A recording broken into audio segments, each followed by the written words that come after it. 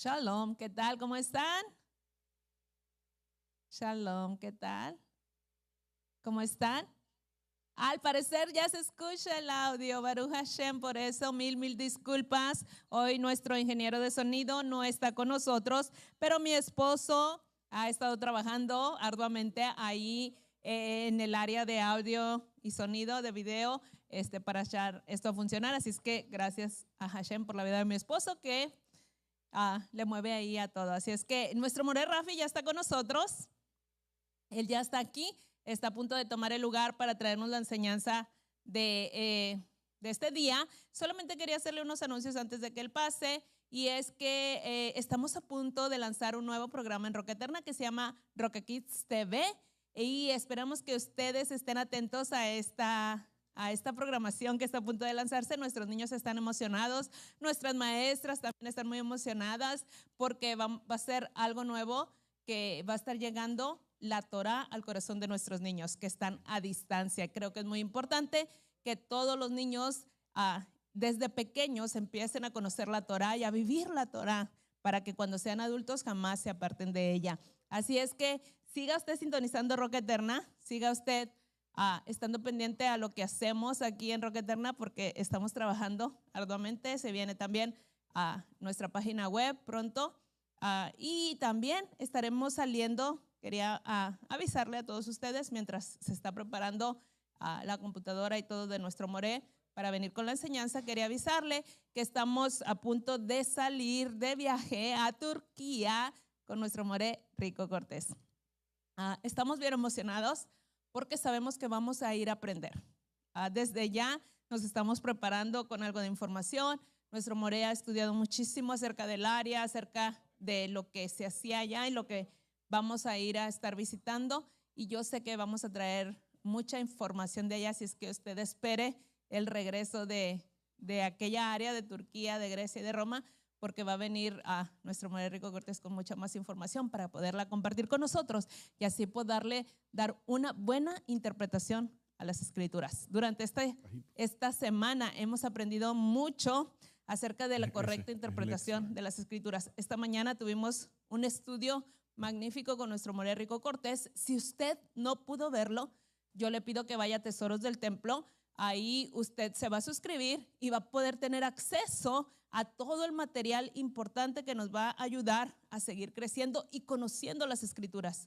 Porque quizás anteriormente nunca habíamos pensado que necesitábamos ciertas herramientas para poder estudiar las escrituras, como herramientas literarias, que es lo que hemos estado estudiando últimamente, lo que es la diatriba, lo que es la doxología, la metáfora, y también estudiábamos acerca de la exégesis.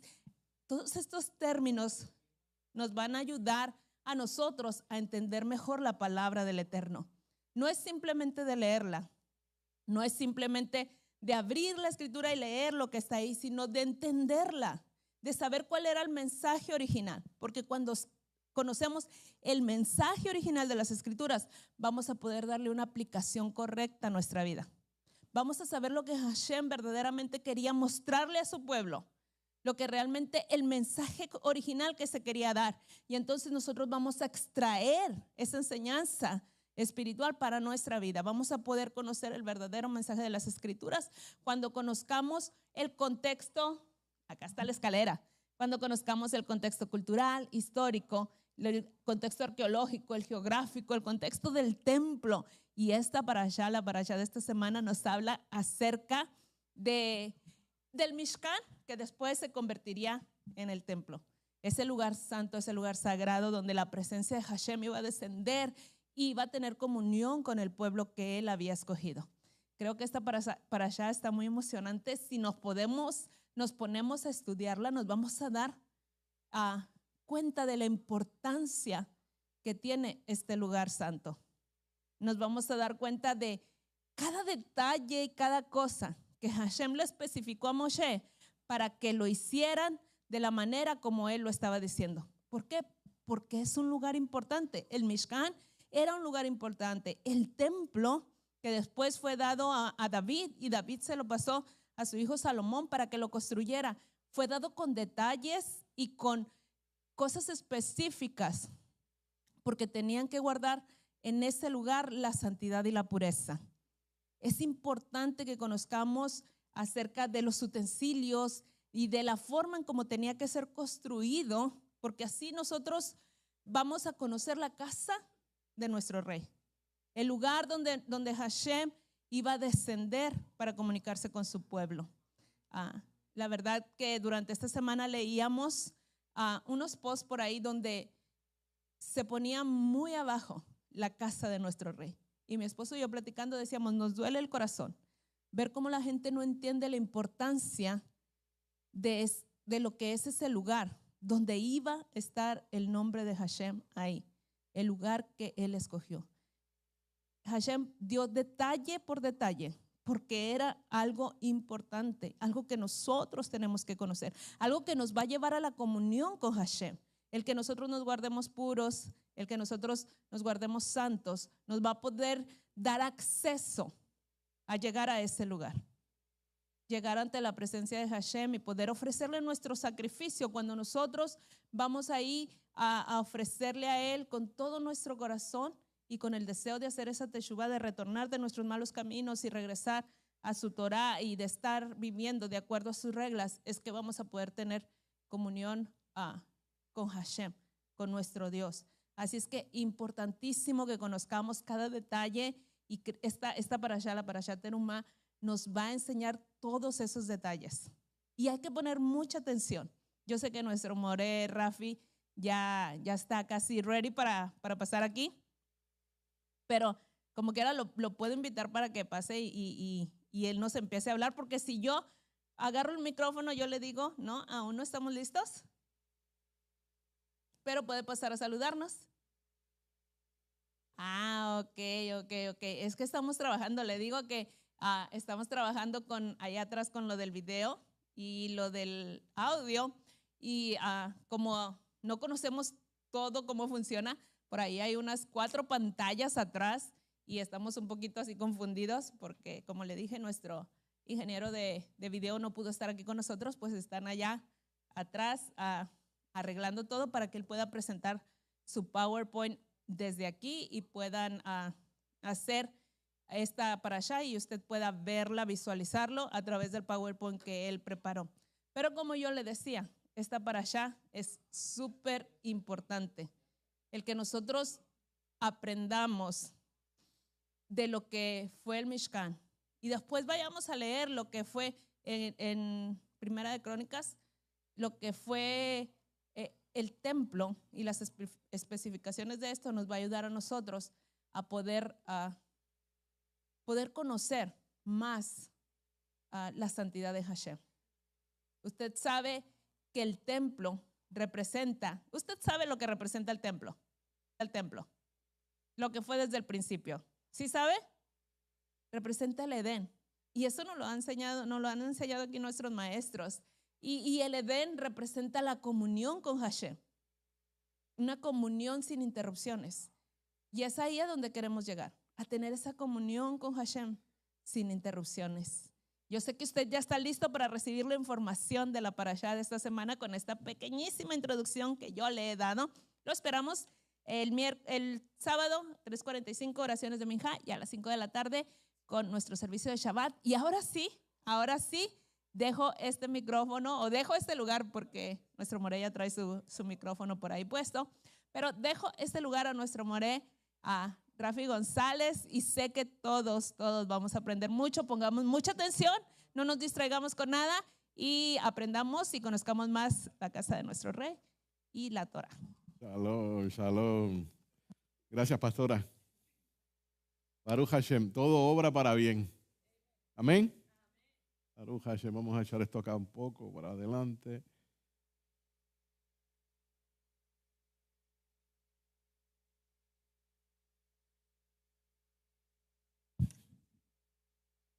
Ahí sí está bien, este solamente sí. Hoy vamos a estar hablando sobre la esfera de los espacios sagrados. Bueno, saludando a todos nuestros hermanos a través de las redes.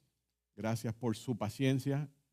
Esto es un ejercicio que hace el Todopoderoso para que podamos tomar todo con más calma en un mundo ajetreadísimo. Así que con el favor del Eterno, ahora me estoy yo ubicando acá. A ver, acá lo tengo. A ver, espero que se vea aquí. Parashá Terumá. Parashá Terumá. El año pasado me tocó esta parashá también. Así que esta vez le dimos un update. Tiene un poquito de esteroides. Y hay unas cosas bien interesantes. El resumen de esta parashá, que la vamos a encontrar en Shemot, Éxodo capítulo 25. Espero que esto se mueva. Si no, pastor, usted lo puede. Ok. Resumen de esta parashá. Comienza en Shemot, Éxodo capítulo 25, verso 1, hasta el capítulo 27, verso 19. El pueblo de Israel completamente está siendo llamado para que traiga una contribución con 15 materiales en específico, con oro, con plata, con cobre, con lana teñida de color azul, púrpura y rojo, con lino, con pelo de cabra, pieles de animales, madera, aceite de oliva, especias y piedras preciosas, con los cuales dice Elohim a Moshe: harán para mí un santuario y yo voy a morar entre ellos. Hay algo bien interesante y es la lógica del Todopoderoso. Ustedes saben, y lo hemos aprendido, que el Eterno está fuera del tiempo. El Eterno va preparando toda esta gran novela desde el principio de los tiempos. Unos siglos antes, todo Egipto, como superpotencia, se había vendido hacia el faraón. Así que todo lo que era los almacenes donde estaban las riquezas del faraón estaban llenos a capacidad, porque todo el pueblo se vendió. Ustedes recuerdan la hambruna. No tenemos dinero para comprar, pero necesitamos pan, necesitamos trigo. ¿Y qué le dijo el faraón a José? Ok, dile que entonces ellos mismos se hagan mis siervos. Todo el pueblo vino y entregó todo. Así que Egipto era sumamente poderoso. Pero todas esas mismas riquezas el Eterno lo estaba preparando para cuando el pueblo de Israel saliera. Ustedes saben que Hashem le dijo: dile a ellos que le pidan a sus vecinos de todo. Y Egipto, como estaba asustado, Egipto, como estaba desesperado de que ocurrieran otras cosas, no sabía qué hacer, le entregaron todos y le dijeron: váyanse. Así que todo el pueblo salió sumamente rico. De estas riquezas ahora, Hashem le está pidiendo que le traigan una porción. Estamos hablando más o menos quizás unos 2 millones de personas en total, incluyendo niños. Y cada uno de estos entregando, los adultos, claro está, de estas riquezas que ellos tenían. Y aquí es donde el Eterno, podemos ver esa mano, podemos ver cómo Él magistralmente entonces da esta ordenanza, le muestra a Moshe cómo va a ser el diseño completo y se creó este pequeño espacio sagrado ambulante, que de ambulante va a pasar a convertirse, claro está, en algo estático unos 40 años en el futuro. En la cima del monte Sinaí, Moshe recibe las instrucciones detalladas sobre cómo construir esta morada para Hashem, de manera que pueda ser fácilmente desmantelada, transportada, rearmada durante los diferentes viajes del pueblo por el desierto. Y quizás nosotros es un poquito tedioso ver todos los detalles, ver cómo las diferentes familias de los levitas estaban encargadas de armar, desarmar, transportar, etcétera. Yo me imagino que esas familias se convirtieron en expertos en hacer todo este trabajo. En el cuarto más interno del santuario, tras una cortina bordada artísticamente, estaba el arca, conteniendo las tablas del testimonio grabadas con las 10 palabras. Comúnmente nosotros las conocemos como los 10 mandamientos. En la tapa del arca habían 2 querubines tallados en oro puro. En el cuarto exterior se encontraba entonces la menorá, los 7 brazos, la mesa sobre los cuales se acomodaban todo el pan de la presencia, o el pan del rostro, también se le llama así. Las 3 paredes del santuario estaban formadas por 48 planchas de maderas paradas, cada una de las cuales estaba recubierta en oro y sostenida por un par de bloques de plata. El techo estaba formado por 3 capas de coberturas, un tapete de lana y lino multicolor, una cobertura hecha de pelo de cabra, una cobertura de pieles de carnero y tajash. En el frente del santuario había una cortina bordada sostenida por 5 postes. Una serie de cortinas de lino soportaban por 60 postes de maderas con ganchos de plata, rodeaban el santuario. El altar de cobre que se encontraba en su frente, las cortinas estaban todas reforzadas por estacas también con cobre. Vámonos con el otro slide, por favor. Encontramos 8 temas principales en esta porción. Hashem instruye a Moshe sobre la contribución para la construcción del Mishkan. Tenemos el arca, tenemos el caporet, los querubines, tenemos el shulchan, la mesa, la menorá, el Mishkan, todos sus componentes, el altar de cobre y el patio donde se va a estar llevando a cabo todo esto. Por favor, siguiente. Cosa que esto no funciona hoy. Bien. Éxodo 25:8. Dice, yo moraré en medio de ellos. Para que Hashem more en medio de todo el pueblo, que esa es la idea central, como ocurrió con Adán en el jardín. Todo tiene que estar perfecto, hermanos. Todo tiene que estar perfecto. Tiene que estar constantemente verificándose cómo están las cosas. El baño, por decirlo así, tenía que estar en un lugar totalmente diferente. Hashem no va a querer que nada de lo que ocurre en las naciones, como sus templos, se parezca a donde habita su presencia. O vamos a decir un poquito de su presencia. Un lugar separado que reside la deidad. Esto era un tema muy importante para todas las sociedades en el antiguo Medio Oriente.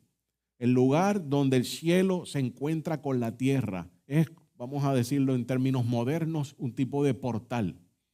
Entonces, nosotros lo llamamos templo con mucho respeto. También se le conoce como la casa de la deidad. Y esta información se extrae de Sonderban. Trata el tomo 1 en la página 247. Siguiente slide, por favor. Éxodo 25:9. Dice, lo haréis conforme al modelo de la morada y al modelo de todo su mobiliario que yo voy a mostrarte. Es interesante que se ve como Moshe Rabenu va a hablar con Hashem. Desde cierto punto de vista, pues Moshe va al cielo. Esa montaña sagrada se considera también como si fuera el templo y la cima de esta se considera como si lo hubiera ido al cielo.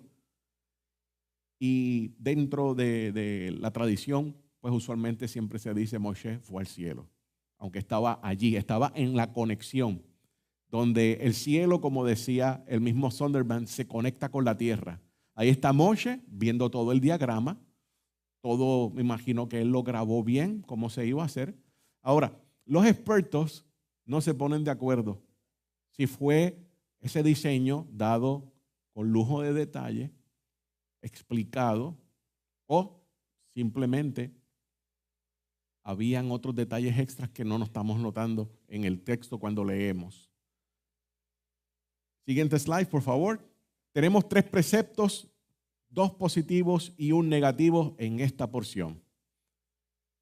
Construir un santuario, como ya lo hemos mencionado en Éxodo 25:8. En Éxodo 25:15 tenemos no retirar de la marca sus barras de transporte. Esas son las...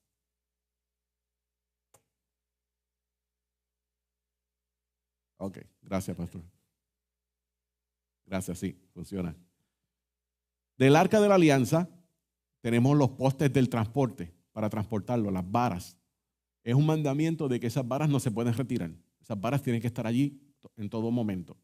Y en el capítulo 25, verso 30, presentar el pan de la presencia y el incienso. Eso es lo que encontramos en esta porción, en esta parasha. Vamos inmediatamente a ir a la mitzvah número 95.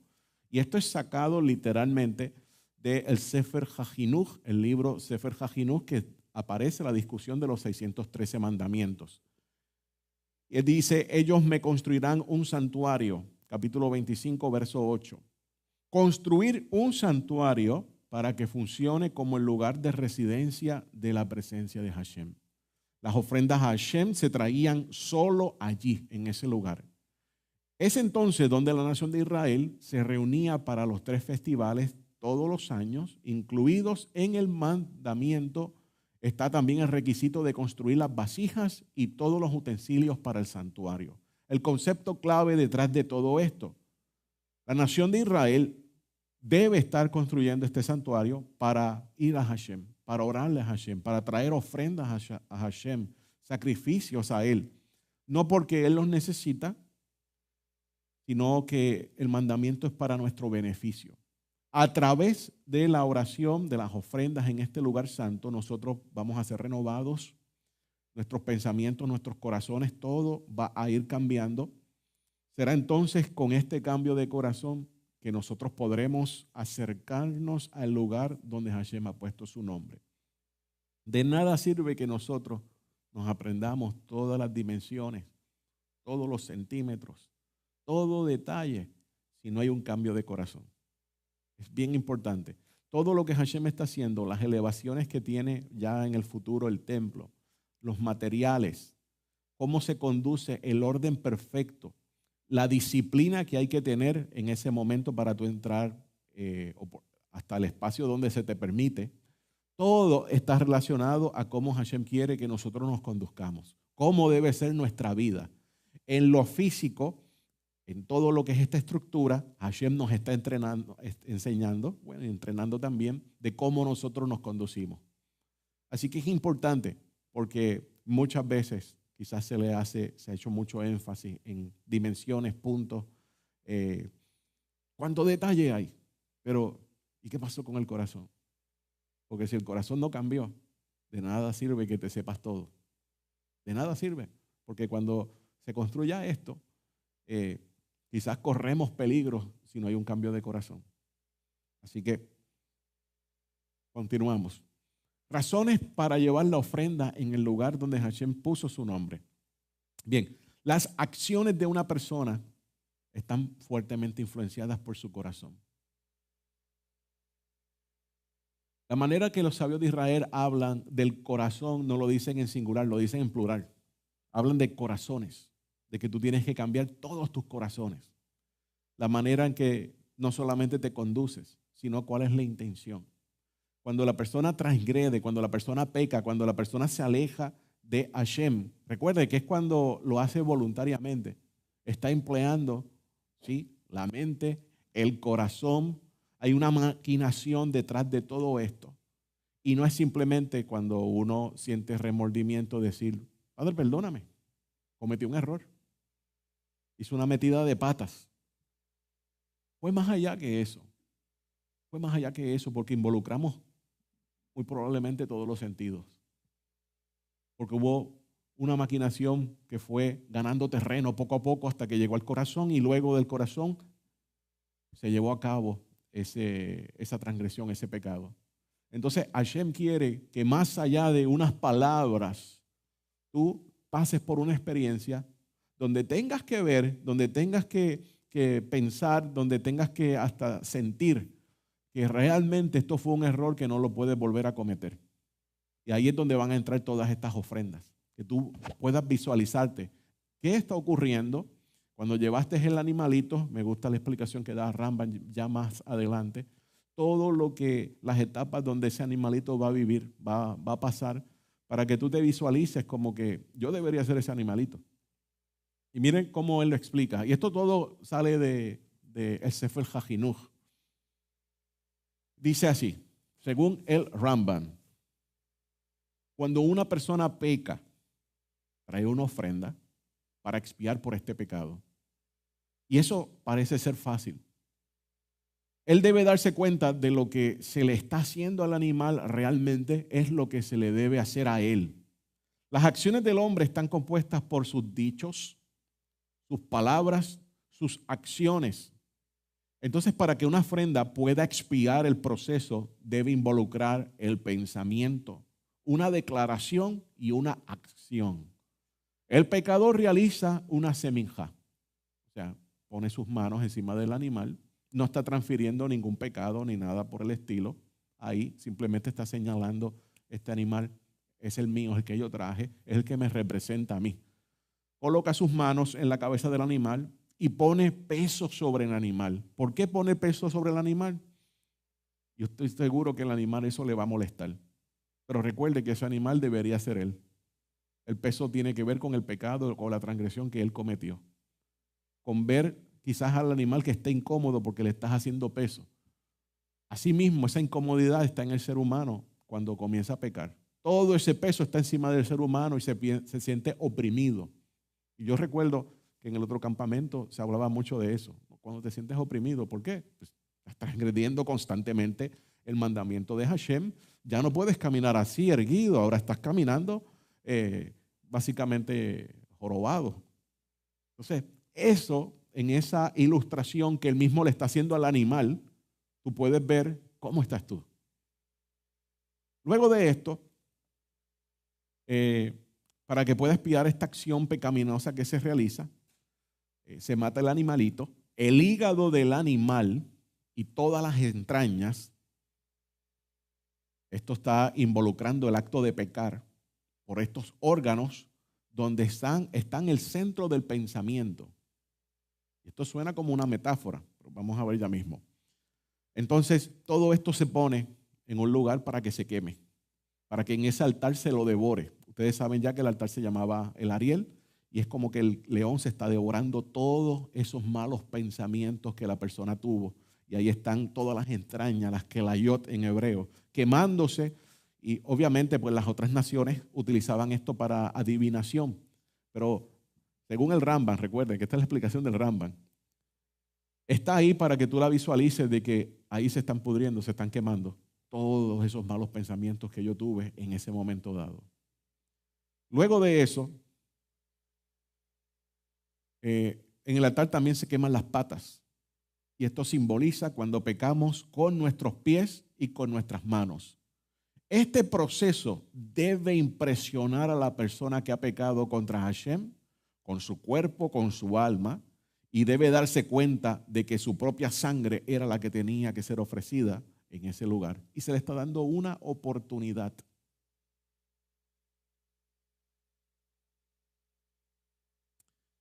Dice el Salmo 139:13. El salmista expresa, tú creaste mis entrañas, que la yot tiene que ver con los riñones, donde estás pasando todo el pensamiento. ¿Será metáfora o será algo real? ¿Cuántos han escuchado de personas que los riñones comienzan a fallar? Tienen una característica. Son personas corajientas. O son personas también que se han tragado muchos malos ratos. ¿Qué procesa todo el mal rato? ¿Qué procesa todo ese momento de cólera? El riñón. El riñón lo está procesando todo eso. Y al final, si fallas el riñón, ¿qué pasa con la persona? Muere. Se va a morir. Pero todo está vinculado con la forma de que la persona reacciona o la persona que le trae malas noticias y la persona traga, se convierte como un zafacón. Todo el mundo lo busca porque es que fulano me escucha, es que fulano sabe cómo entenderme y la persona por el otro lado, eso tiene que entregárselo al Todopoderoso, si no, en un momento dado va a explotar. Y de ahí viene la fibromialgia. Y ahí viene todos estos tipos de enfermedades que todas comenzaron ¿dónde? En el interior. Y por uno no saber qué hacer, por uno no saber de que Hashem, voy a ir donde ti y te voy a entregar toda esa carga que me pasaron a mí, porque yo quiero descansar. Pero todo eso está en el sistema de la persona. Y ya desde la antigüedad venía mostrándonos por el camino, obviamente nosotros no lo entendíamos. Dice esta persona, Filón de Alejandría, indica que los riñones eran ofrecidos a Elohim porque purificaban la sangre. ¿Qué pasa con los riñones cuando empiezan a fallar? Pues vamos a dializarlos, vamos a darle la purificación de la sangre. Todo se vincula. Apocalipsis 2:23. Elohim escudriña los riñones y los corazones. Es interesante, porque eso específicamente es lo que se ponía en el altar. Se pone en el altar para que lo dejes ahí, para que pases por una purificación y para que no vuelvas a cometer el mismo error. ¿Nos estamos entendiendo? No es muy complicado, ¿verdad? Esto. Y está ahí. Proseguimos. Las kelayot, las entrañas que incluyen todo ese sistema, los riñones. Vuelvo y digo, por donde nosotros estamos canalizando. Entonces, no en balde, y esto es real, una persona que tiene un mal rato, que se le puede subir la presión, esa persona puede morir también. Esa persona va al baño y si orina, va a ver que sale mucha espuma. Y ahí va a ver claramente que el riñón se está afectando. Simplemente por un mal rato. Está botando la proteína. Entonces, vamos a el arca. ¿Estamos aprendiendo algo nuevo? Baruch Hashem. Ay, no se ve, ¿qué pasaría? Aquí se ve, allá no. Ok, yo le voy a decir lo que dice ahí. Nos encontramos con el mandamiento número 96. Mitzvah número 96. Dice, no remuevas las varas del arca. Aparece en el capítulo 25, verso 15. Concepto clave. El arca descansa la Torah. Nuestra fuente de vida y el honor de Hashem. Debemos tratar el arca con sumo respeto, de todas las formas posibles. Es por esto que Hashem nos ordena que nunca removamos las varas con que se cargue el arca. Debemos siempre estar listos para transportar el arca lo más rápido posible. Recordemos que en ese tiempo había muchos conflictos y en ocasiones se corría el peligro, así que el arca debía colocarse en el lugar seguro inmediatamente. Y esto, vuelvo y digo, sale del Sefer HaChinuch, la explicación de los 613 mandamientos. Tenemos la mesa. La mesa del pan de la presencia debe estar delante de mí en todo tiempo. Esto aparece en el verso 30 de ese capítulo 25. Y es la mitzvah, el mandamiento número 97. Siempre debes tener hogazas de pan en la mesa que está delante de Hashem dentro del Mishkan. El concepto detrás de todo esto, Hashem está constantemente. Él nos da alimento para hacer cumplir el mandamiento en nuestras vidas. Nosotros sabemos que el pan es algo esencial. Yo creo que casi todos de nosotros degustamos un pan a diario, en alguna forma u otra. Así que el pan está ahí en todo momento. Hashem nos ha dado un mandamiento constante que envuelve el pan. Ocupándonos nosotros de esta mitzvah, nosotros recibimos bendición con el pan que nos llena nuestro estómago. El pan también fue un simbolismo de las 12 tribus de Israel, constantemente delante del Creador y de la misma manera el Creador supliendo todo el alimento a Israel en una mesa hecha de una forma peculiar donde los panes no se caían de la mesa, y esto nos deja saber cómo es el cuidado que tiene el Creador con todos los hijos de Israel. Nunca ninguno de ellos se cayó de la mesa del Creador. Están bajo el cuidado del Todopoderoso. Se me pasó poner, pero yo llegué a ver la recreación de ese pan.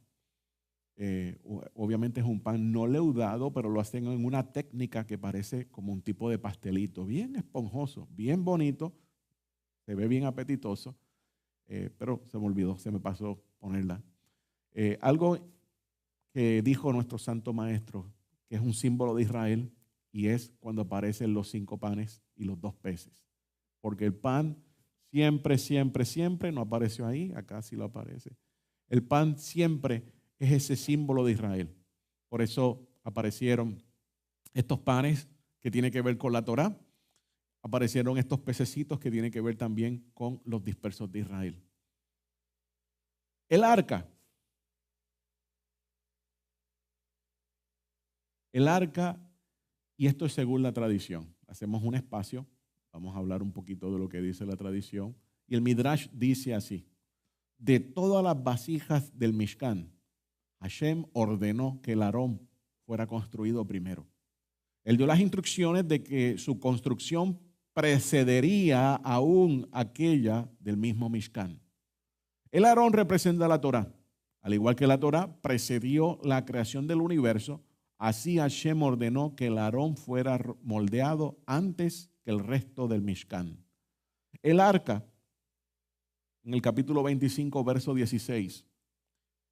Este es el artículo más importante de todo el Mishkan, ese asiento de misericordia también que se le llama, donde descansa la divina presencia. Hay referencias en numerosos lugares del Éxodo con el arca del testimonio, capítulo 25, verso 22, capítulo 26, verso 33, verso 34, verso 30, tenemos verso 36, el 26, el 31, 7, el 39, el 35, el capítulo 43. Esto es donde estaba depositado el testimonio dentro de él. Y hay una palabrita bien importante que vamos a investigar pronto. Se llama el edut, el testimonio. Es un sinónimo de pacto, es un sinónimo de convenio. Era lo que se colocaba dentro del arca, ese testimonio. Entonces, era usualmente unas palabras escritas en unas tabletas de piedra. De acuerdo con el acuerdo que se había llegado entre la deidad y en este caso entre Israel. Esto sale de Sonderban, página 248 del tomo número 1. Los dos querubines, verso 18 del capítulo 25. Estas criaturas esculpidas, seres alados, se conocen por un sinnúmero de otros lugares a través del antiguo Medio Oriente. No solamente es en Israel, otras culturas del antiguo Medio Oriente tenían unos seres similares. Estas criaturas han sido encontradas en templos, santuarios usualmente apostados como guardianes de las entradas. Su propósito aparentemente era para ser vistas como protección, para prevenir, y quizás algo solo simbólico, para dejarle saber a algún individuo que se encontraban en una zona restringida y no podían estar allí, como lo vemos nosotros, lo que fueron apostados en la salida del jardín del Edén. Bien, esto eran las últimas barreras ante alguna posibilidad de que un ser humano no autorizado quisiera entrar donde se encontraba la presencia divina. Los ángeles, ¿cómo entraron y cómo surgieron también las alas en estos? ¿Cómo llegaron a formar como nosotros lo vemos hoy y como se presenta en la cultura popular? Esto sale de la página History Today o Historia Hoy. Los ángeles no siempre tuvieron alas. Estos son otro tipo, otra jerarquía de ángel. Querubín, recuerde que querubín siempre está en otro nivel mucho más elevado. Los ángeles no siempre tuvieron alas. No fue hasta el siglo IV de la era común que surgió la imagen familiar del ángel alado. En la iglesia romana de Santa Pudenciana, Mateo está representado en un mosaico con alas, luciendo a todos los efectos como un ángel, tal como ahora esperamos que se vea. Luego, un siglo más tarde, en la iglesia romana de Santa María la Mayor, aparecen distintivos ángeles alados alrededor de una figura de Cristo entronizado, cristalizando la iconografía de los ángeles para las generaciones venideras. La sabiduría popular es que el ángel alado se deriva de las victorias aladas populares en este periodo. De hecho, existe una clara similitud entre muchas de las primeras representaciones de ángeles y de la marca Nike, las victorias. Sin embargo, aunque las imágenes angélicas influenciadas por otros seres alados tienen sentido, no explican por qué el ángel adquirió alas en primer lugar. La única razón para modelar ángeles a partir de seres alados preexistente es, seguramente, si ya creías que los ángeles tenían alas. Seguimos con esta información que yo la encontré bastante curiosa. Los ángeles de la Biblia no tenían alas. Los querubines y serafines alados son figuras derivadas de las tradiciones del cercano oriente, de figuras de guardianes zoomorfas aladas, y no son ángeles ya que no realizan ninguna de las funciones angelicales.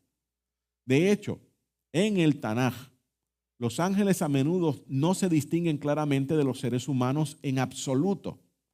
La carta de los escritos del primer siglo a los hebreos recomienda: no os olvidéis de ser hospitalarios con los extraños, porque con estos algunos, sin saberlo, hospedaron a los ángeles.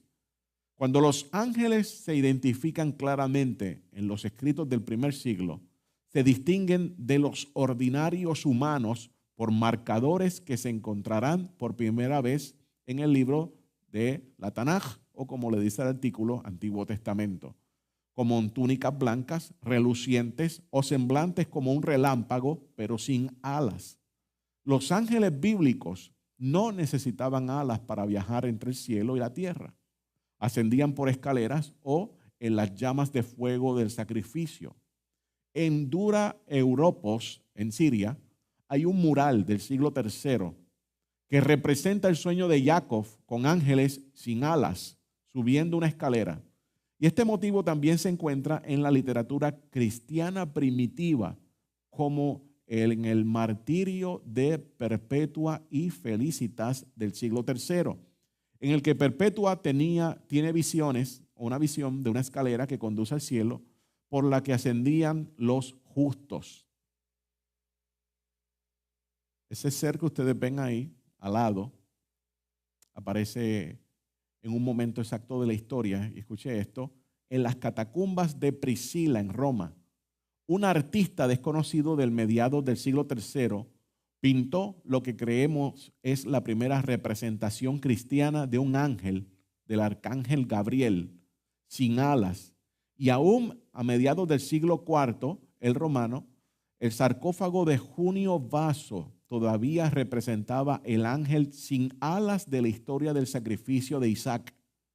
Sin embargo, en las culturas del cercano Oriente y el Mediterráneo de este tiempo, de este periodo, no faltaban seres sobrenaturales alados. De hecho, tener alas era tan común en las figuras divinas que uno casi se pregunta cómo el ángel pudo no haber obtenido alas antes del siglo IV.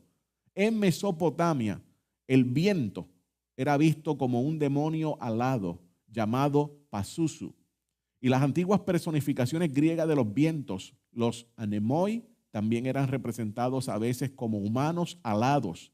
Asimismo, tenemos ejemplos de demonios cananeos alados procedentes de excavaciones en Bet-Sen y en Megiddo.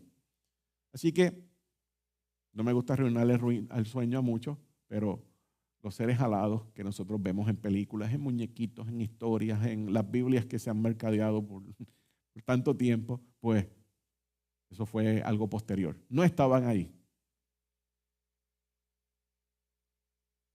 El antiguo Egipto, las deidades solares como Ra, Horus, estaban representadas con un disco alado, siendo el disco el sol. Esto se convirtió en un símbolo de la realeza divina del cercano oriente. El arte asirio representa al rey en el centro de un disco circular, ya sea con alas o con las alas sobresaliendo del disco. El arte aqueménida posterior representa a Auromazda, el dios zoroástrico supremo, en un disco alado, y el zoroástrico Fravashi compartía la misma iconografía alada. La iconografía sasánida representa el busto del rey rodeado de alas. Las alas aparecen, por tanto, como símbolo de poder divino, ya sea de los dioses o de sus representantes en la tierra. Bien, estos son ilustraciones de otro tipo de arcas en el antiguo Egipto. No era nada nuevo. Ahí transportaban también al faraón y transportaban a diferentes deidades. Así que Hashem no es que está copiando lo que estaban haciendo los egipcios, pero hay evidencia de cuando se iban a campañas militares, los egipcios, con el trono donde se cargaba el rey, el faraón, lo colocaban al centro. Todo el ejército estaba alrededor. En el centro estaba el faraón. y así ellos iban a sus campañas. Más o menos de la misma forma también se representa el Mishkan de Hashem. En el centro está Hashem. Gran diferencia es que ese asiento está vacío. Imagínense la prueba psicológica o el impacto psicológico que tenía entre los enemigos de Israel al poder ver de que en efecto sí hay una tienda que se parece mucho a lo que hacían los egipcios, pero no hay rey. Todo es invisible. Se transporta una caja, vamos a decir así, un arca, pero no hay rey, no se ve nadie, es invisible. Desde el principio se sabía que no tenía forma. Esto es algo bien importante por lo que estamos escuchando continuamente. Hashem no tiene forma. Hashem es incorpóreo. Son entonces las culturas fuera de Israel que van a tratar de presentar a Hashem como con una forma, específicamente también los griegos. Las tablillas de piedra en el cofre, capítulo 25, verso 16. En este verso, el contenido del arca recibe un nombre aparentemente simple. El nombre es Ha-Edut, literalmente el testimonio, lo que ha sido traducido como las tablas del convenio. En otros lugares del Tanaj, el contenido del arca se refiere como las dos tablas de piedra, como en Deuteronomio 10:3, el convenio del Señor, Primera de Reyes 8:21. Esta variación en términos a la vez son diferentes en significado. Realmente son compatibles uno del otro. En los archivos físicos de un pacto se le puede llamar correctamente tanto testimonio como convenio. Y era muy importante colocarlos en piedra debido a que es duradero y es difícil de alterar. Las tablas de piedra o el pacto. Esto sale de el Koren Tanaj, página 148, Éxodos. Particularmente apropiado para las tabletas de piedra ser el mediador donde se preserva el archivo del convenio. Los acabados hacían resaltar el término que significa tabletas del tratado. Básicamente sacaban el arca, ahí está el convenio, ahí está, vamos a decir, el contrato. Y siempre es una recordación de decirle a Hashem, este es el contrato que tú hiciste con nosotros, nosotros estamos buscando la manera de cumplirlo. Así que si nosotros lo cumplimos, también cumple tú tu parte. Perdón. El término edut, los testimonios. Escucha esta historia. A ver, creo que no la puse, esto aparece en Segunda de Samuel. Segunda de Samuel. Aconteció después de la muerte de Saúl que vuelto David de la derrota de los amalecitas, estuvo 2 días en Siglag. Al tercer día acaeció que vino uno del campo de Saúl, roto sus vestidos y tierra sobre su cabeza, y llegando a David se postró en tierra e hizo reverencia. Y le preguntó David, ¿de dónde vienes? Y él le respondió, he escapado del campo de Israel. Y David le dijo, ¿qué ha acontecido? Ruégote que me lo digas. Esa es la versión que estoy leyendo. Y él respondió, el pueblo huyó de la batalla y también muchos del pueblo cayeron y son muertos. También Saúl y Jonatán, su hijo, murieron. Y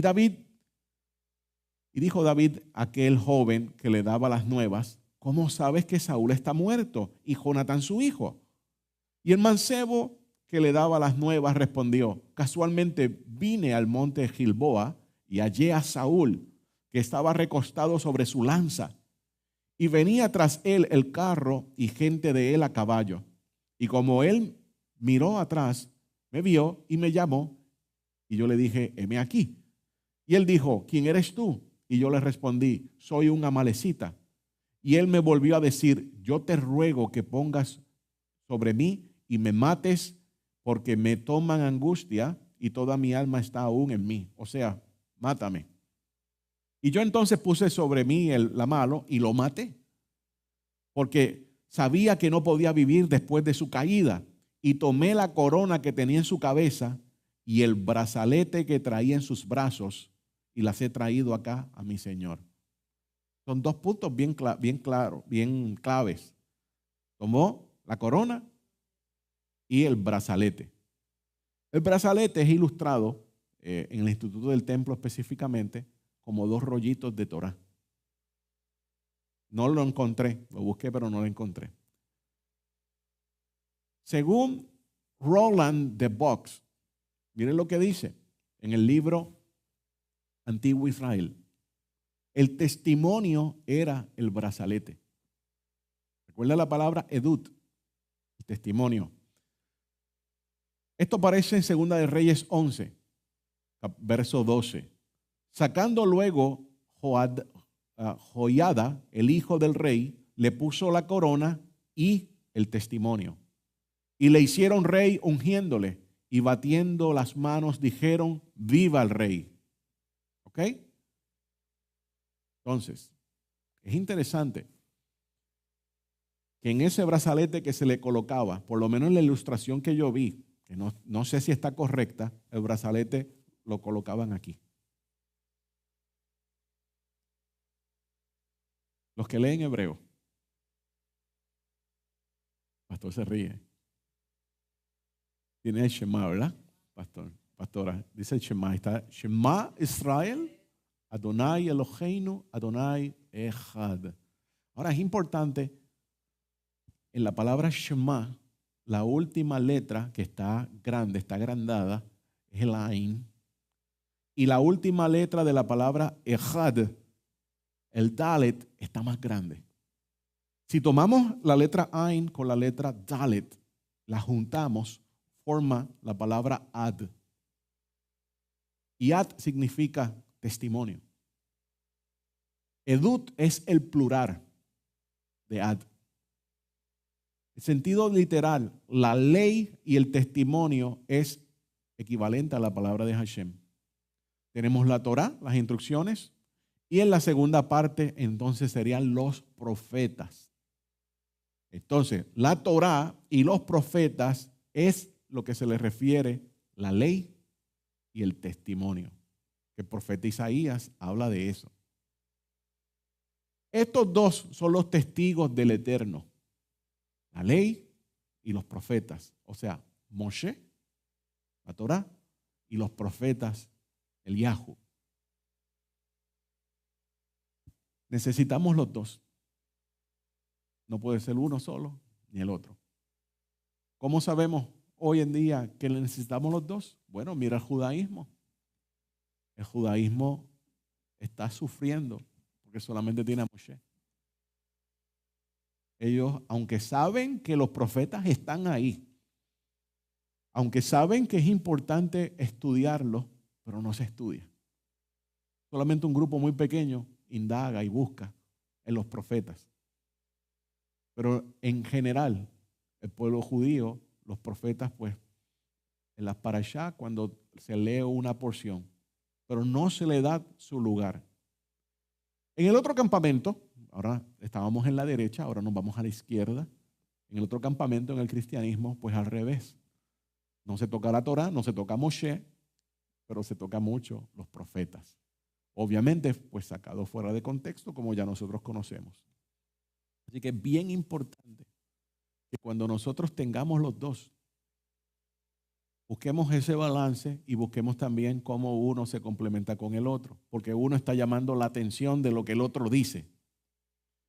Ese testimonio, esa Torah y esos profetas, ese Moshe y ese Eliyahu, son los que van a estar apareciendo para el final de los tiempos, para la angustia de Jacob. Y es importante que lo tengamos esto presente. El rey de Israel entonces tenía una representación visible, un accesorio encima de él que le recordaba constantemente el testimonio. Y es ese brazalete. Colocando el tratado en el lugar santísimo. Estamos en el capítulo 25, en el verso 16. Los convenios llevados en el antiguo Medio Oriente a menudo estipulaban que la copia del texto debía ser depositada en un templo o en un santuario. Esto permitía a las deidades mencionadas en el tratado ser testigos de todos los puntos. También podía significar que el tratado podía ser extraído fácilmente para ser recitado en intervalos regulares.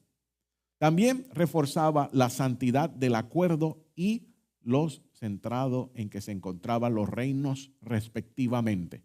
Aparece en la página 148 del Koren Tanaj.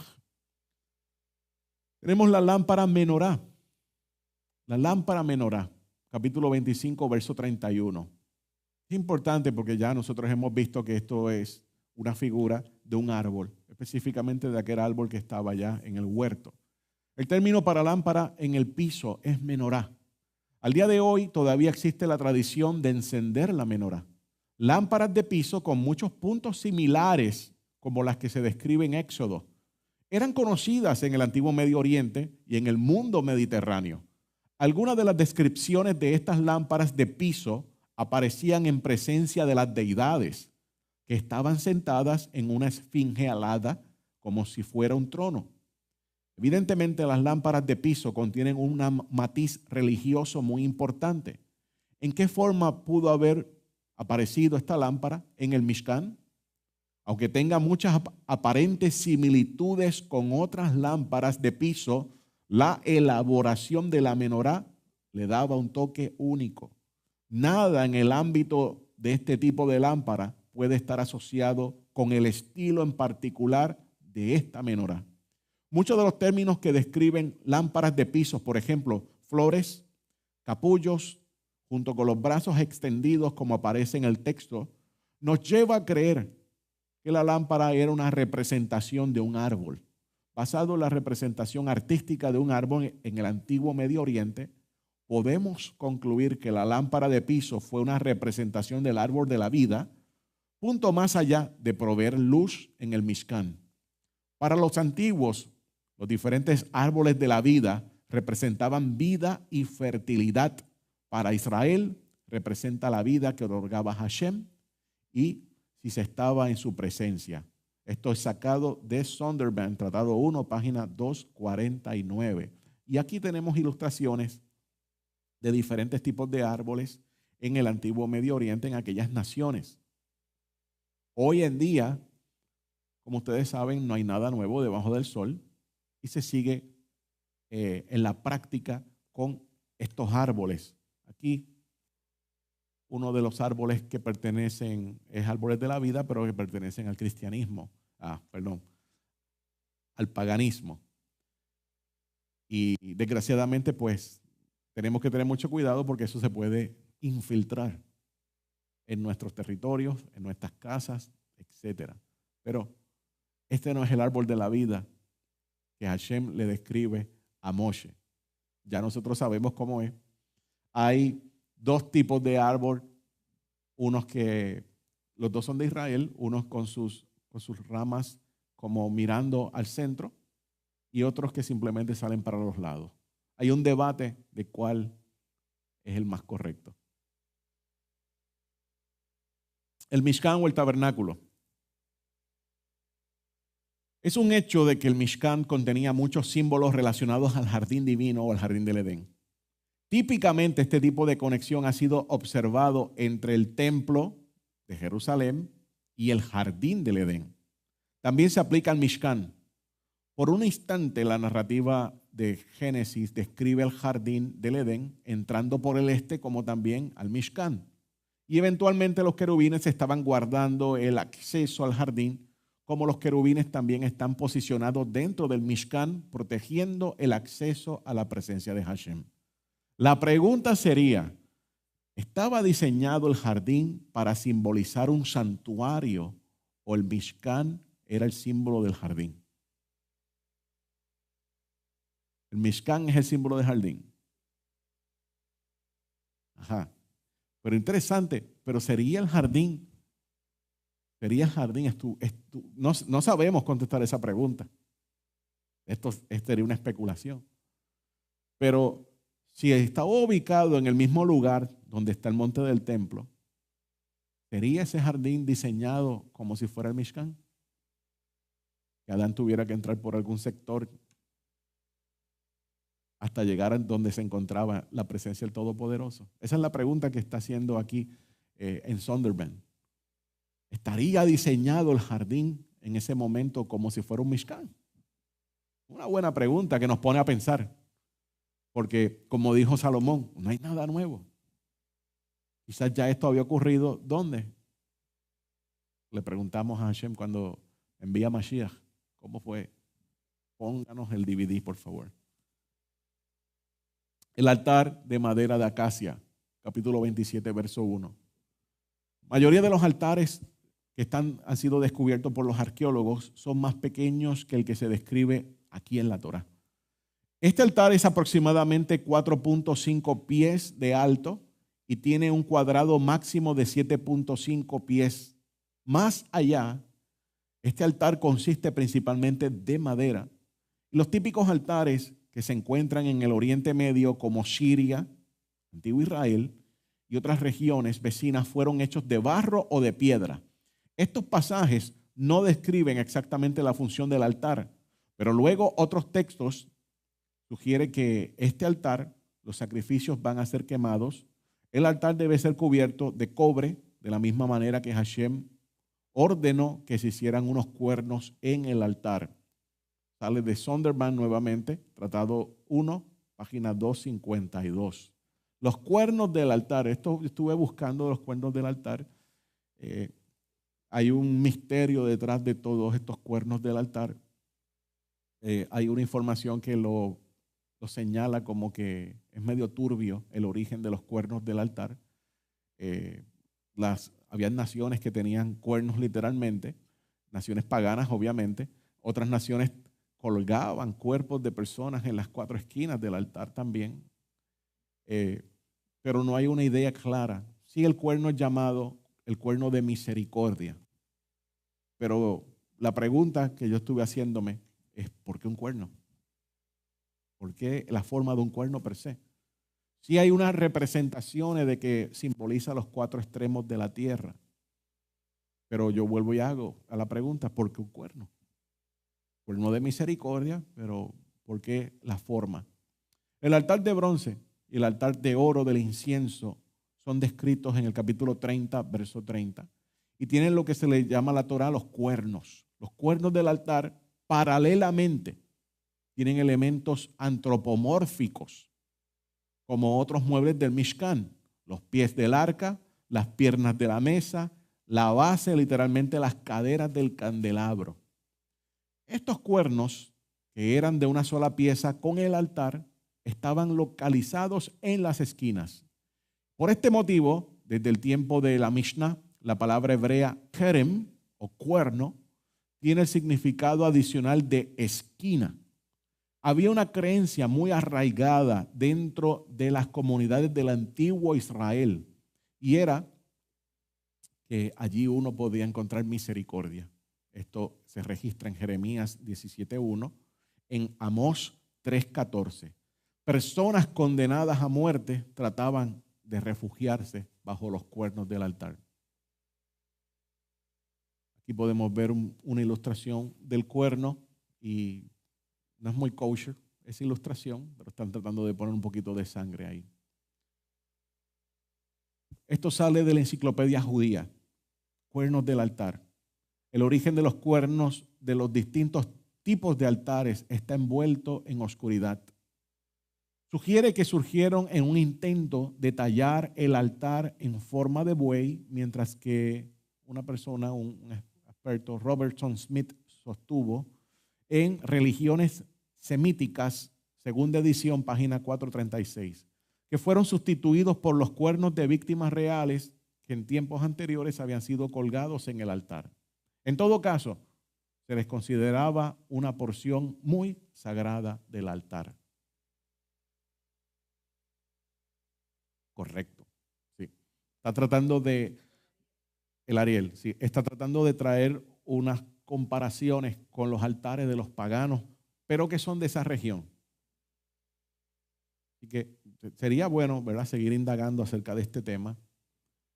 La tradición rabínica acerca de los cuernos. Y recordamos que la tradición rabínica pues es más reciente. que es lo que nosotros estamos estudiando ahora. El altar se convirtió en un objeto especial de veneración, específicamente en el tiempo de Sucot, cuando el pueblo dio 7 vueltas alrededor de él y al partir le dirigió: a ti es la hermosura, oh altar, a él, Adonai, y a ti, oh altar. Esto sale del tratado Sucá 4:5. La creencia era que el altar era el monte Moriah, era el mismo que construyó Noé y que Adán, ya que se había traído su primer sacrificio en este mismo lugar. Esa es la creencia fantástica que yo personalmente dudo mucho que esto sea cierto, pero esto era lo que se decía en aquel momento. Esto se recoge en el tratado, en el Pirkei, o los dichos del rabino Ishmael. También aparece en el Targum y en otros midrashim. Suena bonito, suena romántico, por decirlo así, pero honestamente es algo mucho más tardío. Y esto es algo que poco a poco yo mismo me he tenido que dar cuenta y muchas veces chocar contra la realidad, contra la evidencia, de que una cosa es lo que nos muestra una parte de la religión que está situada en un momento histórico que uno considera que es antiguo. Sí, es antiguo, pero no es tan antiguo. Entonces ver cómo van cambiando las ideas y pues obviamente pues se presentan como que siempre ha sido así, nunca ha cambiado. Los cuernos del altar. Jeremías 17:1. El pecado de Judá está escrito con cincel de hierro y con punta de diamante. Esculpido está en la tabla de su corazón y en los cuernos de sus altares. Amós 3:14. Que el día que castigue las rebeliones de Israel, castigaré también los altares de Betel y serán cortados los cuernos del altar y caerán a tierra. Primera de Reyes 2:28. Cuando las noticias llegaron a Joab, porque Joab había seguido a Adonías, aunque no había seguido a Absalom, Joab huyó a la tienda del Eterno y se agarró de los cuernos del altar.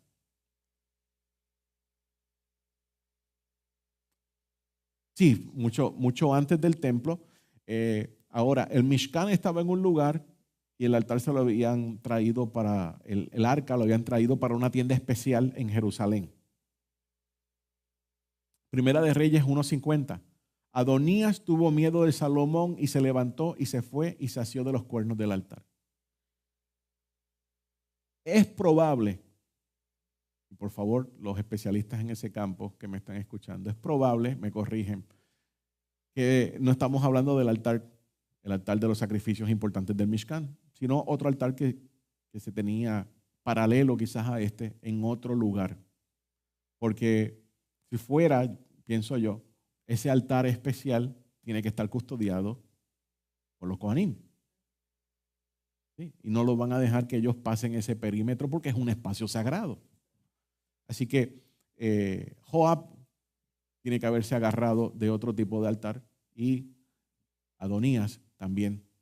De lo contrario, por más general que fuera y por más hermano de Salomón, hijo de David, iban a ser muertos. Pienso yo, por la información que tengo yo acá en el momento. Bien, el Mishkan tenía elementos en cobre, plata y oro. El patio comenzaba con zócalos de cobre, luego era más selecto con plata y la parte más íntima era oro. Todo Hashem lo estaba ilustrando, la forma que estaba hecha, el material, de cómo iba subiendo de nivel. ¿Quieres acercarte a la divinidad, que es donde está el oro?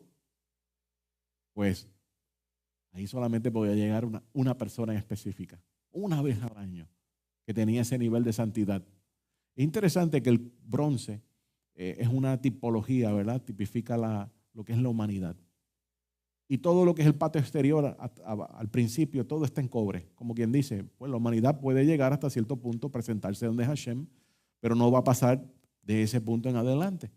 Ahí solamente son los que han sido redimidos, por decirlo así. Tenemos la plata, tenemos a los hijos de Aarón funcionando y luego está, claro, el oro. Solamente una persona, una vez al año. intención real de Hashem. Quería Hashem morar en el campamento de Israel. La intención siempre ha sido la misma, porque nosotros lo podemos ver ilustrado en el jardín. Adán hablaba con Hashem. Pues dice el Targum que hablaba realmente con la expresión de Hashem, que tenía una forma, con la palabra de Hashem, con la menra, con su representante. Pero siempre ha querido estar con nosotros. Problema, la contaminación, el estado de muerte. Quizás el hombre tiene una buena intención, pero no tiene el estatus. Todo está contaminado. Así que en ese momento, pues Hashem no puede estar hasta que todo sea arreglado para que esto sea así. Y nosotros estamos básicamente como que revirtiendo todo lo que ha acontecido en la historia. Ahora mismo estamos buscando de que vuelva a emerger el templo, para que ese pedacito de tierra pequeñito en todo el planeta se convierta en ese espacio sagrado. Ese pedacito de tierra, imagínense, si ahora todavía no hay nada y odian la idea, los enemigos de Israel, de que tenga un templo, imagínense cuando venga el templo y se levante. El problema es que eso le pertenece al Eterno. Y cuando ellos vengan en contra de ese lugar, va a ser el Eterno que va a declarar una guerra en contra de todos los enemigos. No, ahora no de Israel, sino de él. Cruzaron una línea que no se podía cruzar. Ahora Hashem emplearía sus ejércitos, entiéndase todo lo que es la naturaleza. Ahí es que se puede explicar un poco mejor ese tiempo de esos dolores de parto, donde la naturaleza misma va a estar gimiendo con cómo va a gemir, con terremotos, con vientos, con cosas que hemos escuchado, que no va a ser ni la mitad de lo que va a venir realmente. Pero ese es el resultado de cruzar la línea a un espacio de santidad que solamente es de Hashem. Si lo vemos así, creo que es más fácil poder entenderlo. De que, ok, ahora Hashem le va a dar su merecido. ¿Creían que Hashem no existía? Ahora le va a dejar saber a toda la nación que él existe. Ahora, entonces el viento, el agua, los elementos que él hizo van a pelear a su favor. Es interesante, porque le decía yo a mi esposa, le decía también a mi mamá, hay tanta queja en el cuerpo que dice ser del Eterno. Y cada cual está tirando para su lado. Y lo dijo nuestro rabí rico. Unos dicen una cosa, unos dicen otra, pero cuando llegue ese momento, se va a tener que acabar todo esto. Y como tú le dices, ok, clama al que tú le dices así, a ver qué va a pasar. Todas las diferencias se van a acabar, porque todos tenemos que pelear para el mismo lugar. Así que es necesario.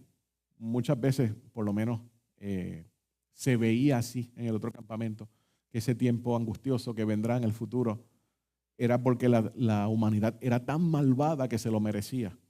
Pero realmente es para Israel, para que se decida, o estás con el Eterno o no estás con el Eterno. No puede haber un término medio. No puedes estar en un camino indeciso. No nos podemos sentir hoy en día como que somos bien observantes y mañana pues observamos ahí un 10%. Porque Hashem no funciona así. O estamos comprometidos con Él siempre, o simplemente no lo estamos. No hay un lugar como que gris. ¿Sí o no? Y ahí es que viene todos estos eventos, nosotros anhelamos que venga ese momento, ese espacio sagrado se levante nuevamente. Que Hashem nos dé la oportunidad, como leemos todos los días en el Sidur, que se reconstruya el Santo Templo y que sean nuestros días. Y en las oraciones semanales, en la de Shabbat no aparece, pero te dice que sea en esta época que nosotros tengamos la dicha de ver ese templo. Y eso es algo, bueno, yo solamente puedo pensar desde cierto punto. Tendríamos que vivirlo, que experimentarlo. ¿Qué sería? Ustedes saben que hay una cámara que está siempre 24/7 mirando en el cótel. Imagínense esa cámara mirando entonces hacia el templo. Todos los días, que nosotros no podamos ir mucho allá, pero que esté siempre mirando al templo, y es más, que esté mirando al altar y que pueda ver ese humo cómo va subiendo. Esa columna vertical perfecta que no importa el viento que haga o la lluvia, esté siempre ahí. Y que te deje saber siempre que Hashem está aceptando esas ofrendas. Hermano, eso es para estremecer a cualquiera. Y eso va a ocurrir. Va a pasar. Ahora, Hashem quiere que todos y cada uno de nosotros cambiemos la forma de nosotros dirigirnos. Y que nosotros le traigamos un terumá, una pequeña porción de nosotros mismos para Él. Cada uno de nosotros, esta era una de las enseñanzas que tenían algunas de las comunidades en Qumran. Estas personas eran extremistas, vamos a decirlo así. Muchas de ellas eran ex Kohanim. Pero ellos entendían que el ser humano, que el cuerpo, era un Mishkan. Y es la misma idea que nos presenta aquí. ¿Podrá Hashem morar en medio de su pueblo? Primeramente, nosotros individual. Y de aquí hay muchas aplicaciones que la mística judía también enseña, pero es basado en la Torá. Que usted y que yo nos convirtamos en ese Mishkan. Esto ya es una aplicación de algo físico que es real, que se necesita, que no se puede eliminar a nosotros como individuos. Que seamos pequeños Mishkan. Mishkan es ambulante, donde pueda residir un poquito de la presencia del Todopoderoso en nosotros. Y ese reflejo se los mostremos a los demás, a todo el mundo. Eso es lo que habló Rab Shaul. Eso es lo que enseñó, como dije, algunas de las comunidades en Qumran. Y ese era uno de los propósitos de Hashem, tratar de ilustrarnos eso a nosotros. Entonces, si esto es así, porque la idea no es nueva y no se la inventó Rab Shaul, Pablo no se la inventó, está en la Torá. Si esto es correcto, nosotros tenemos un lugar santísimo en nuestro ser, porque es una forma del Mishkan. Y tenemos un Mishkan y un lugar especial que solamente puede entrar una sola persona. Vamos a decir que tenemos un tipo de arca, metafóricamente hablando. ¿Quién se sienta en ese arca? Porque el que se siente en el arca es el que va a dirigir su vida y el que va a dirigir mi vida.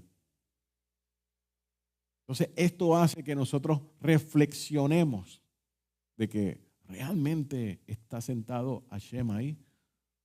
Realmente nosotros tenemos el prototipo de cómo deberíamos conducirnos con la figura de nuestro santo maestro Yeshua, el representante de Hashem. O hay otra cosa diferente que está ocupando el lugar de ellos y está sentado ahí. Y ese es el que dicta qué yo hago desde que me levanto hasta que me acuesto.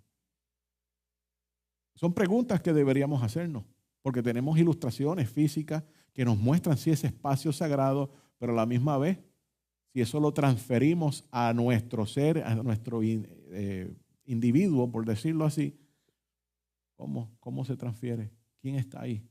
¿Qué estamos haciendo nosotros? ¿Estará siempre limpio ese Mishkan que está en nuestro interior o se profana de vez en cuando? Todas estas preguntas necesario que nosotros la hagamos, porque va a llegar el punto que un día nosotros vamos a ir a subir allá, porque es un mandamiento. Y vamos a tener que llevar algo, porque no vamos a llegar con las manos vacías. Pero el cambio en los corazones que tenemos en nuestro interior tiene que ser tangible. Tiene que todo el mundo, empezando con los que están con nosotros en nuestro hogar, se den cuenta de que fulano y fulana es diferente. Emana algo de su interior. Y eso solamente lo hace Hashem, dejando que Él ponga todo en orden. Ya ustedes conocen que yo parezco un disco rayado, pero es que es el tiempo de decirlo. Y si yo no se lo digo, ¿quién se lo va a decir? Examinémonos nosotros mismos cómo estamos procediendo. Porque nosotros queremos, yo vuelvo y lo digo, yo quiero llegar a ese momento, yo quiero ver todas estas cosas. pero la queremos ver con un propósito. Queremos cumplir el propósito que Hashem nos designó a cada uno de nosotros. Amén. Dice Primera de Reyes 8:27. Pero ¿puede Elohim realmente habitar con los hombres en la tierra? Porque los cielos mismos, aún los cielos de los cielos, no te puede contener. Así que, ¿cuánto mucho menos esta casa que yo he edificado? Para meditar. Los dejo con esto, que es de lo que estamos hablando, desde el punto de vista que cómo la tradición lo presenta. Esto aparece en un midrash llamado Bereshit Rabbah. Un midrash del Bereshit 14:8. Dice, y Hashem Elohim formó al hombre del polvo de la tierra. Y el rabino Berakaya y el rabino Helbo dijeron en nombre del rabino Shemuel bar Nachman, fue creado a partir del polvo tomado del lugar de su expiación. Esto es lo que se dice. Altar de tierra me harás. Shemot 20:21. El santo, bendito sea, dijo, lo crearé del polvo tomado del lugar de su expiación, y si pudiera soportarlo. Luego, en otro comentario también, Yerushalmi, Natsir 6:2, no estoy seguro si es el Talmud Yerushalmi o es otro tratado diferente. Dice que el rabino Yehuda ben Pasi dijo, el santo, bendito sea, tomó un cucharón de polvo del lugar del altar y creó al primer hombre de él. Y él dijo, quisiera fuera creado el lugar del altar y pudiera resistir. Esto es lo que está escrito. Y Hashem Elohim formó al hombre del polvo de la tierra. Génesis 2:7. Y está escrito, un altar de tierra me harás. Éxodo 20:21. Así como tierra debajo se refiere al altar, así también aquí se refiere al altar. Paralelamente, el mundo fue creado a partir de Eben HaShetiyah en el lugar santísimo. El hombre fue creado a partir del polvo tomado del lugar del altar. El hombre hecho de barro, lleno de debilidades, fue creado del lugar del altar de la tierra, donde puede reparar su costado terreno y expiar sus acciones. Esto llena de esperanza al hombre, a pesar de sus debilidades. Sabe que está en sus posibilidades reparar, expiar y hasta perdurar en el futuro. Una manera mística de cómo presentar la creación del hombre, de Adán, supuestamente en ese altar que existía en el jardín del Edén. Hermanos, todo esto que suena un poquito diferente, suena como algo muy fantástico. Muchas historias que tratan de explicar de qué nosotros estamos hechos. De qué ocurrirá cuando nosotros dejemos este plano. Y todo termina preguntándose, nuestro corazón tiene un diseño y va a ser también el diseño del cuerpo completo. Ustedes saben que el templo está hecho como si fuera un hombre.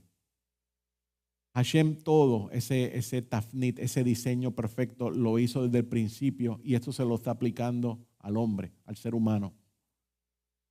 Nosotros debemos buscar, y aquí me estoy incluyendo yo con ustedes, no me estoy saliendo de la fórmula, la manera de que todo lo que nosotros hagamos realmente sea una obediencia o una alabanza para Hashem. La manera que nosotros empleamos palabras. Usted se da cuenta, todo el mundo, el sistema, estamos siendo bombardeados por la media con anuncios, películas, lo que supuestamente es mejor para nosotros. Todo provoca que nosotros hablemos y digamos algo. Hashem fue el que hizo que nosotros reaccionáramos de esa forma, pero no para ver lo que hoy en día nos presenta el sistema, sino para siempre estar en obediencia, y esa obediencia alabar a su Kadosh nombre y entonces dejarle a conocer al que no lo conoce, cómo se puede llegar al Todopoderoso. Entonces, realmente sí hay un propósito como un Mishkan que debería estar dentro de nosotros. Y luego esto se ejemplifica con esa casa de santidad. En un momento llegará el tiempo que seamos transformados completamente y seamos hechos puros y se nos dé acceso a que podamos residir con la deidad como lo hizo Adán.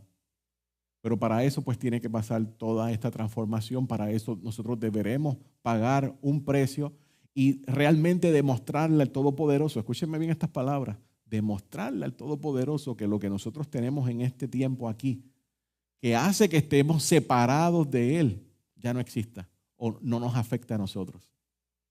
En ese momento, cuando llegue, que ahí es donde entra el negarse a uno mismo.